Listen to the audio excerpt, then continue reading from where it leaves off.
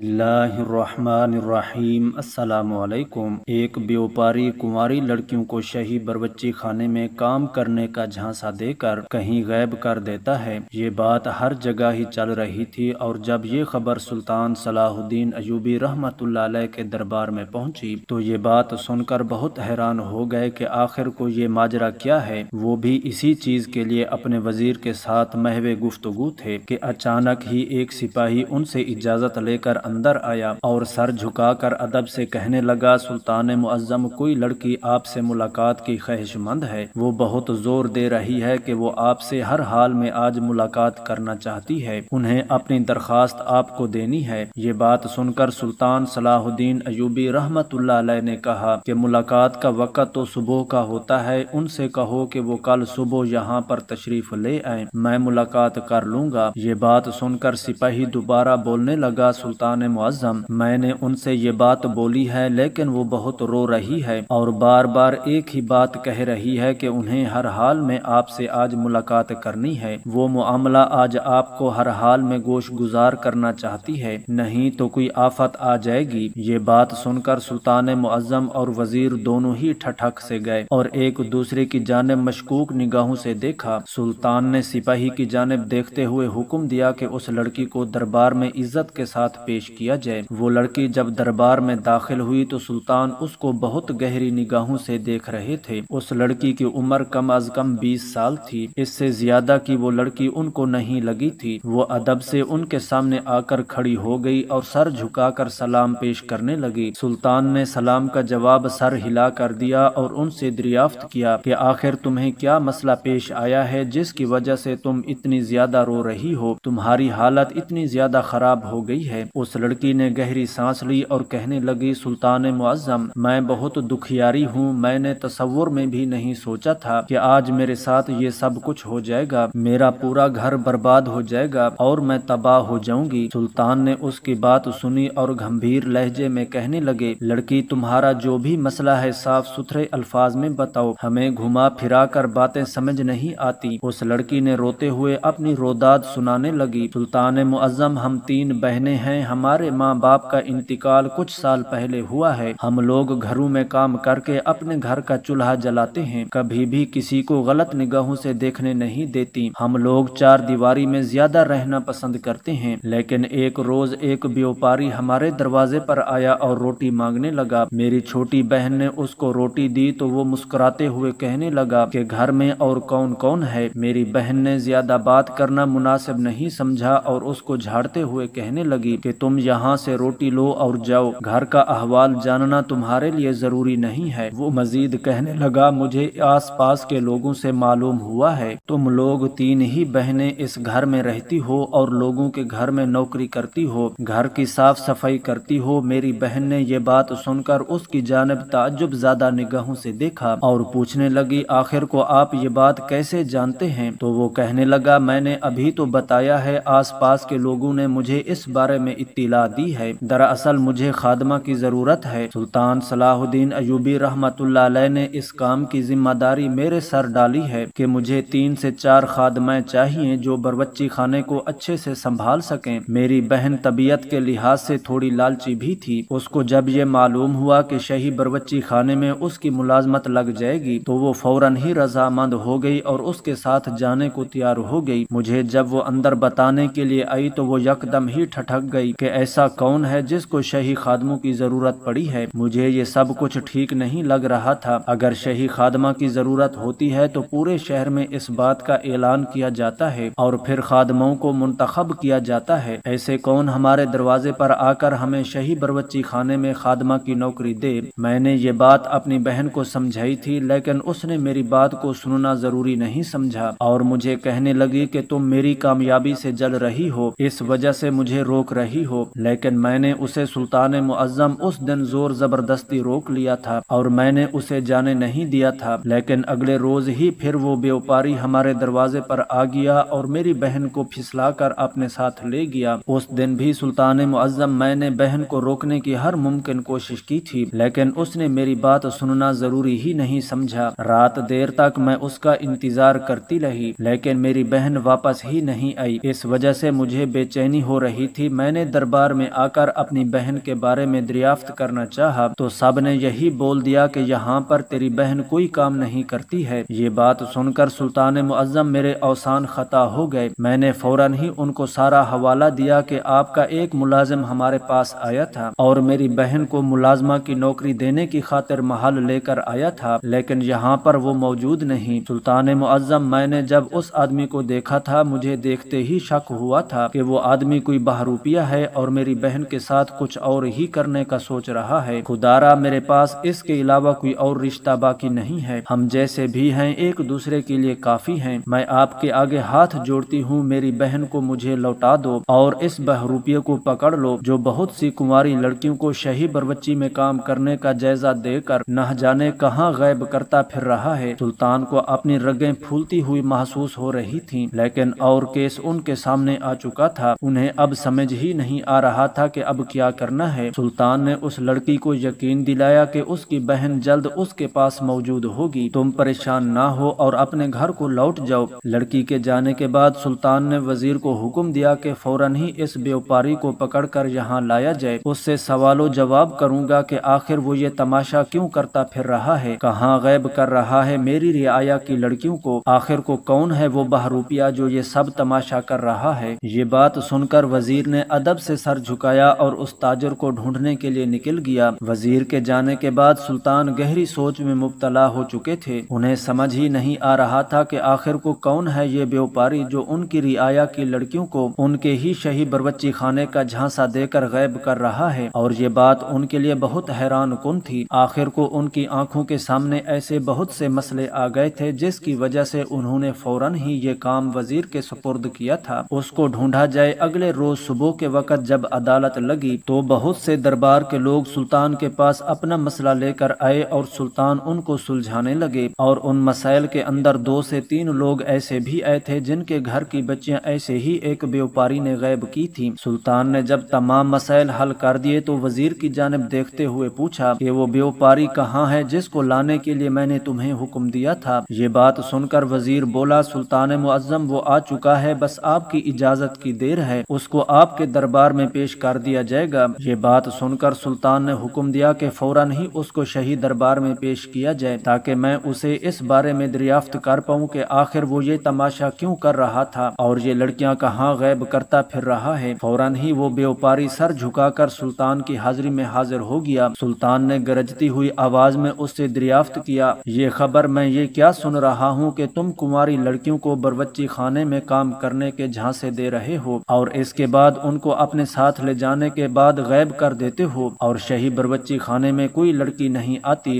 جس کو تم اپنے ساتھ لے کر آتے ہو۔ یہ بات سن کر وہ فوراً ہی پورے اعتماد لہجے میں کہنے لگا، سلطان معظم آپ کو کوئی غلط فہمی ہوئی ہے، میں ہرگز یہ کام نہیں کرتا، میں تو بس اپنے کام سے کام رکھنے والا آدمی ہوں، میں ایک بیوپاری ہوں اور اپنا وہی تجارت کا کام کرتا ہوں، آپ کے شہی بروچی خانے کے بارے میں مجھے کہاں علم ہوگا؟ وزیر صاحب میرے پاس آئے تھے اور مجھے اپنے ساتھ آنے کے لیے بولا تھا تو اس وجہ سے بھی آپ کی حاضری میں حاضر ہو گیا، نہیں تو مجھے بہت سے کام ہیں، میں یہاں پر آیا ہوں اور پیچھے میرے بہت سے کام رک گئے ہیں، میرے پاس تو اتنا وقت نہیں ہوتا کہ میں گھروں میں جا کر لڑکیوں کو وہاں سے نکالوں اور آگے غائب کر دوں۔ یہ بات سن کر انہوں نے تعجب زدہ نگاہوں سے وزیر کی جانب دیکھا، پوچھنے لگے، وزیر کہیں آپ کسی غلط آدمی کو تو نہیں لے کر آئے؟ تو وہ کہنے لگا، نہیں سلطان معظم، یہ وہی ہے جس کے بارے میں لوگ شکایت کر رہے ہیں، یہ ان کے گھر کی بچیوں کو شہی بروچی خانے کا جھانسا دے کر غائب کر دیتا ہے، رات گئے تک وہ لوگ ان کا انتظار کرتے ہیں، اس کے باوجود بھی وہ لوگ گھر نہیں آتے، اور جب یہاں آ کر معلوم کیا جاتا ہے تو یہاں پر وہ لوگ کبھی آئے ہی نہیں ہوتے۔ سلطان نے ایک بار پھر گرجتی ہوئی آواز میں اس تاجر سے دریافت کیا، جھوٹ سے مجھے سخت نفرت ہے، اگر تم اپنی زندگی چاہتے ہو تو سچ بتاؤ کہ آخر وہ لڑکیاں کہاں پر موجود ہیں، اگر تم سچ بول دو گے تو تمہاری سزا پہ تھوڑی کمی آ جائے گی، لیکن اگر تم مجھے ایسے ہی باتوں میں جا کر گھماتے رہو گے تو یقین مانو میں تمہیں سزائے موت دینے سے پیچھے نہیں ہٹوں گا۔ سارے گھر کی بیٹیوں کی عزت سانجھی ہوتی ہے، آج تم کسی کی بیٹی کی عزت کو خراب کرنے کی کوشش کرو گے، کل کو تمہارے گھر میں بھی خواتین ہیں۔ یہ بات سن کر وہ تاجر ہتی سے اکھڑ گیا اور کہنے لگا، سلطان معظم آپ کی باتوں کا مطلب میں بالکل نہیں سمجھ رہا ہوں، آپ مجھ پر بے وجہ اس طریقے سے الزام طرح तराशी नहीं कर सकते। मैंने किसी की बेटी को झांसा देकर कहीं गैब नहीं किया है। मैं भी बहन बेटी वाला हूँ, मुझे इस बात का इल्म है कि लड़कियों की इज्जत कितनी नाजुक होती है, और मैं जानता हूँ अगर आज मैं किसी की बहन और बेटी की इज्जत को खराब करूँगा, कल मुकाफात अमल के तौर पर मेरे साथ भी यही होगा। इस वजह से मैंने आज तक किसी की भी बच्ची को मैली निगाहों से नहीं देखा। उसका पुरएतिमाद लहजा और यकीन भरी आंखें सुल्तान को एहसास दिला रही थीं कि शायद वजीर किसी गलत आदमी को अपने साथ ले आया है। इस वजह से उन्होंने बना दूसरी बात किए उसको वहां से जाने के लिए बोल दिया। व्यापारी के चले जाने के बाद सुल्तान वजीर की तरफ मुतवज्जे हुए उनसे कहने लगे, वजीर मुझे लगता है तुम किसी गलत बंदे को लेकर आ गए हो। ये इंसान बहुत पूरे यकीन बड़े लहजे में तमाम बातें कर रहा था। मुझे कहीं से भी ये शक में नहीं डाल कर गया। मुझे समझ नहीं आ रहा कि आखिर को लोग इसके बारे में इस तरीके की बातें क्यों कर रहे हैं। वजीर कहने लगा, सुल्तान मुअज्जम, हर दिखने वाली चीज सोना नहीं होती। इस तरीके से इंसान खुद को बहुत पुरएतिमाद जहर करके हमें पागल भी बना सकता है। लड़कियां हमारी रियाया की गैब हो रही हैं, यकीनन कोई बहुत बड़ी बात है। और ये आदमी जिस तरीके से पुरएतिमाद लहजे में बात कर रहा था, हो सकता है कि यही चोर हो। ऐसी बातों पर उस इंसान को थोड़ा घबरा जाना चाहिए था, यकीनन उसको डरना भी चाहिए था और खौफज़दा लहजे में आपसे मुलाकात करनी चाहिए थी। लेकिन ये इंसान बहुत ज्यादा पुरएतिमाद था। हो सकता है कि इसी में खोट हो जो हमें नजर न आ रहा हो। वजीर की बात सुनकर सुल्तान सोचने पर मजबूर हो गए कि कहीं न कहीं वजीर की बात ठीक थी। ऐसी हालत और ऐसी बातों पर कोई भी मामूली सा इंसान भी घबरा सकता था और उसके लहजे में खौफ का अंसर नुमाया हो सकता है। लेकिन ये ताजर बहुत पुर दिमाग था, उसके लहजे में जरा भी खौफ का अंसर दिखाई नहीं दे रहा था और यही बात वजीर और सुल्तान को शक में मुब्तला कर रही थी। सुल्तान ने वजीर की जानिब देखते हुए कहा, आज से तुम इस इंसान पर नजर रखोगे। ये कहाँ जाता है, कहाँ नहीं जाता, किससे मिलता है, किससे नहीं मिलता और किसके लिए ये काम करता है, इस पर तुम नजर रखोगे। मुझे जरा भी कुताही नहीं चाहिए, क्योंकि ये लड़कियों का मामला है। मैं किसी भी तौर पर इसको हल्के में नहीं लेना चाहता हूँ। ये बात सुनकर वजीर ने अदब से सर इस बात में हिलाया, वहाँ से चला गया। दिन मामूल की रफ्तार से गुजरने लगे और वो औरत एक बार फिर सुल्तान के दरबार में हाजिर होकर अपनी फरियाद करने लगी कि बहन को आप जल्द से जल्द ढूंढ लें। मुझे मेरी बहन बहुत याद आ रही है, ना जाने वो किस हाल में होगी। आपने तो अभी तक कुछ नहीं किया है। आपने तो वादा किया था कि बहन जल्द मेरे पास होगी, लेकिन ऐसा तो कोई अंसर मुझे दिखाई नहीं दे रहा कि बहन मेरे पास आ जाएगी। सुल्तान ने उसको यकीन दिलाया कि तुम परेशान ना हो, इंशाअल्लाह बहन जल्द से जल्द तुम्हारे पास सही सलामत मौजूद होगी। यकीन रखो, हम इस पर तहकीकात कर रहे हैं। आज फिर वो लड़की उदास होकर वहाँ से चली गई थी, लेकिन ये उदासी सुल्तान को बिल्कुल भी अच्छी नहीं लग रही थी। उनके लिए उनकी रियाया बहुत अहम थी। अपनी रियाया को वो अपनी औलाद की तरह मानते थे और आज उनकी रियाया एक बहुत बड़े मसले में फंसी हुई थी। लेकिन जब से उन्होंने उस व्यापारी के साथ मुलाकात की थी, इसके बाद से कोई भी ऐसा केस उनके सामने नहीं आया था जिसमें कोई लड़कियों को झांसा देकर कहीं गैब कर देता। ये बात भी सोचने वाली थी। इस वाक़े को 7 दिन हो चुके थे। वजीर से उन्होंने दिन दरियाफ्त किया, कहानी कहाँ तक पहुँची है, कुछ मालूम हुआ है? तो वजीर कहने लगा, वो आदमी हमारी सोच से भी ज्यादा होशियार है। वो जानता है कि मैं उसके पीछे हूँ, इस वजह से अभी तक उसने कोई ऐसा कदम नहीं उठाया जो हमें शक में मुब्तला करे। लेकिन सुल्तान मुअज्जम, आप परेशान ना हो, हम जल्द से जल्द सच मालूम कर लेंगे और ये भी मालूम कर लेंगे कि हमारी रियाया की लड़कियां आखिर को कहाँ मौजूद हैं। एक रोज रात के वक्त वजीर बहुत ज्यादा अपने कमरे में बेचैन हो रहा था। ना जाने उसको नींद क्यों नहीं आ रही थी। इस वजह से वो टहलने की खातिर अपने कमरे का बिस्तर छोड़कर बाहर आ गया और बरामदे में टहलने लगा। उसे महसूस हुआ जैसे दरबार के अंदर कोई दाखिल हुआ हो और ये चीज उसे खड़कने पर मजबूर कर चुकी थी। वो फौरन शही दरबार के अंदर चला गया। उसने एक साया सा किचन के अंदर जाते हुए देखा। वो भी कदम ब कदम चलता हुआ बरवच्ची खाने में दाखिल होने लगा, लेकिन जैसे ही उसकी नजर सामने को पड़ी तो वो दरवाजे की ऊट में हो गया और जो मंजर उसने सामने देखा उसके अवसान खता करने के लिए काफी था। सामने वही व्यापारी खड़ा हुआ था और उसके साथ ही बरवच्ची खाने की खादमा भी खड़ी हुई थी और वो न जाने उस लड़की से क्या बात करता रहा। लेकिन उस लड़की के चेहरे से ये बात वाज़े तौर पर दिखाई दे रही थी कि वो बहुत ज्यादा खौफज़दा नजर आ रही है। थोड़ी देर वो इस तरह से बातचीत करके जैसे आया था वैसे ही चला गया। वजीर ने उस लड़की सहमी हुई थी, इस वजह से उसने उसे कोई बात नहीं की और अगले रोज दरबार के अंदर ये बात सुल्तान के गोश गुजार दी। सुल्तान मुअज्जम, रात के वक्त जब मुझे नींद नहीं आ रही थी तो मैं बरामदे में टहल रहा था। जब मैंने उस व्यापारी को शाही बरबच्ची खाने में जाते हुए देखा तो वहाँ मौजूद एक खादमा से वो कुछ बातचीत करते हुए नजर आया था। सुल्तान ने पूछा आखिर को वो क्या बात कर रहा था, तो इस बात पर वजीर ने लाइल्मी का इजहार किया। उन्होंने फौरन ही उस खादमा को भी दरबार में हाजिर किया। पहले खादमा से मुलाकात हुई, उनसे पूछा गया तो वो बताने लगी, सुल्तान मुअज्जम, मुझे वो वरगुला रहा था कि मैं शाही बरबच्ची खाने की नौकरी छोड़कर उसके साथ चल पड़ूं। मुझे बहुत अच्छा मुआवजा देगा वहाँ काम करने का जो मुझे यहाँ मिल रहा है, इससे दुगना। लेकिन जो मैंने उसको ये चीज करने के लिए मना किया और कहा कि मैं यहाँ पर बहुत खुश हूँ, तो वो मुझे धमकी देने लगा कि अगर मैं न मानी तो वो मुझे अगवा कर लेगा और हर हाल में इस जगह पर काम करवाएगा। ये बात सुनकर सुल्तान बहुत ज्यादा उलझन का शिकार हो गए। उन्होंने फौरन ही उस व्यापारी को अपने दरबार में हाजिरी लगाने के लिए बुलाया। आखिर को तुम रात को शाही बरबच्ची खाने में क्या करने के लिए आए थे? लेकिन आज फिर वो पुरएतिमाद लहजे में कहने लगा, नहीं सुल्तान मुअज्जम, आपको कोई गलत फहमी हुई है। मैं शाही बरबच्ची खाने में क्यों आऊँगा? मैं तो रात को अपने घर में नींद की आगोश में था। ये बात सुनकर सुल्तान ने फौरन ही अपने सिपाहियों को हुक्म दिया, इसको घुटनों के बल बिठा दिया जाए और इसको बंदी बना लिया जाए। ये बात सुनकर वो यकदम गिर पड़ा और वो कुछ कहता इससे पहले, सिपाही, अगर तुमने आज सच नहीं बोला कि तुम हमारी रियाया की मासूम लड़कियों को कहाँ भेजा है तो मैं तुम्हारा सर तन से जुदा कर दूंगा। सच सच बताओ हमारी रियाया की लड़कियां कहाँ हैं और तुम ये काम क्यों करते हो? वो एक बार फिर नफी में सर हिलाने लगा, लेकिन सुल्तान के इशारा करने पर सिपाही ने जब अपनी तलवार मियान से निकाली और गर्दन के पीछे हिस्से पर मारी तो वो यकदम ही होश की दुनिया में लौट आया और सुल्तान के आगे गिड़गिड़ाते हुए कहने लगा, सुल्तान मुअज्जम, मुझे मारो मत, मैं सच बता देता हूँ। सुल्तान ने सिपाही को रुकने के लिए कहा और उसको बोलने का इशारा किया। वो बोलने लगा, सुल्तान मुअज्जम, मैं बगदाद में इन लड़कियों को लौंडी की सूरत में बेच देता हूँ। इस चीज का मुझे बहुत अच्छा पैसा मिलता है। ये काम मैं बहुत पहले से कर रहा हूँ, लेकिन मैं नहीं जानता था कि यहाँ की रियाया ये बात आकर बादशाह को बता देगी। सुल्तान ने इसकी बात सुनकर कहा, यानी तुम और भी बादशाहों की सल्तनत में ये काम कर चुके हो? तो वो कहने लगा, जी सुल्तान मुअज्जम, लेकिन मैं नहीं जानता था कि यहाँ की रियाया हर बात आकर आपको बताती है। इस वजह से मेरा काम खराब हो रहा था और मैं यहाँ से जाने वाला था। लेकिन उस दिन जब दरबार में आया था तो मेरी नजर उस खादमा पे पड़ी थी और ये औरत मुझे बहुत खूबसूरत लगी थी। मैं जानता था इसकी बोली बगदाद के बाजार में बहुत अच्छी लगेगी, लेकिन इसको जो मैंने इस बात के लिए झांसे की कोशिश की, ये लड़की बहुत होशियार थी, उसने मुझे इनकार कर दिया और रात को मुझे आपने देख लिया। वो कहने लगे, मैंने तुम्हें नहीं देखा, मेरे वजीर ने तुम्हें देखा। और सच बताओ हमारी रियाया की लड़कियों को जहाँ भी बेचा है उन्हें वापस ला कर दो, नहीं तो तुम्हें आज मैं जिंदा नहीं छोड़ूंगा। वो कहने लगा, सुल्तान मुअज्जम, उन लड़कियों को तो मैंने भारी मुआवजे के तहत बेच दिया है, अब कोई भी उन्हें वापस लौटाएगा नहीं। तो सुल्तान मुअज्जम ने फौरन ही उसकी गर्दन पर तलवार रखने का हुक्म दिया और जैसे ही उसकी गर्दन पर तलवार रखी गई वो फौरन ही इंसान बन गया और कहने लगा, सुल्तान मुअज्जम, मुझे कुछ वक्त दरकार होगा, मैं जल्दी तमाम लड़कियों को वापस ले आऊंगा। ये बात सुनते और सुल्तान ने उसे कुछ वक्त दे दिया और उसके हमरा 2 सिपाही मुख्तस कर दिए और वजीर को भी इस पर नजर रखने के लिए छोड़ दिया। और सुल्तान के हुक्म के मुताबिक कुछ ही दिनों में बगदाद से वो तमाम लड़कियां वापस आ गईं जो शाही बरबच्ची खाने के झांसे में गायब कर दी गई थी। इस वाकया से ये बात साबित होती है, इंसान को इतना भी पुरएतिमाद नहीं होना चाहिए कि वो आपका बना बनाया काम बिगाड़ दे और लोगों को शक में मुब्तला कर दे कि आप में खोट मौजूद है। इंसान को हमेशा नॉर्मल रहना चाहिए, ना ज्यादा घबराना चाहिए और ना ज्यादा पुरएतिमाद होने का नाटक करना चाहिए। मजीद वीडियोस के लिए हमारे YouTube चैनल को सब्सक्राइब कर लीजिएगा।